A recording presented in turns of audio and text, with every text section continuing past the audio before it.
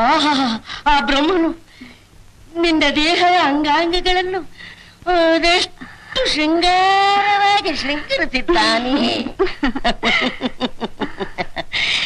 ನೀನು ಹೀಗೆಯೇ ನಗು ನಗುತ್ತಾ ಇದ್ದರೆ ಆ ಪೂರ್ಣಚಂದ್ರನು ಸಹ ನಾಚಿಕೊಳ್ಳುತ್ತಾನೆ. ನಾನು ಅಷ್ಟು ಅಂದವಾಗಿದ್ದೀನಿ. ಅದೇನು ಹೇಳಲಿ, ನಿನ್ನನ್ನು ವರ್ಣಿಸಲು ಶಬ್ದಕೋಶದಲ್ಲಿ ಪದಗಳೇ ಇಲ್ಲ. ನೀವು ಮಹಾರಸಿಕರು.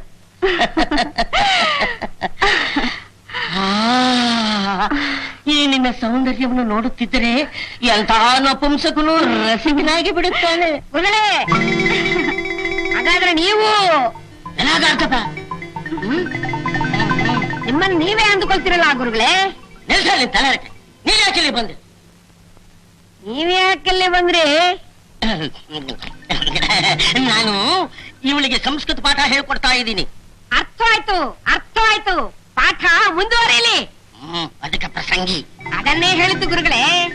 ಪ್ರಸಂಗ ಸ್ವಲ್ಪ ಅಧಿಕವಾಗಿಯೇ ನಡೀಲಿ ಅಂತ. ಜರಗ್ಲಿ ಮಾರ್ಜಾಲ ಮುಂದೆ ಇದು ವಾಸ್ಲೆ ಕಂಡು ಹಿಡ್ಕೊಂಡು ಬಂದು ನುಚ್ಚಿ ಬಿಡುತ್ತೆ. ನಾನು ಎಲ್ಲಿದ್ರಲ್ಲಿ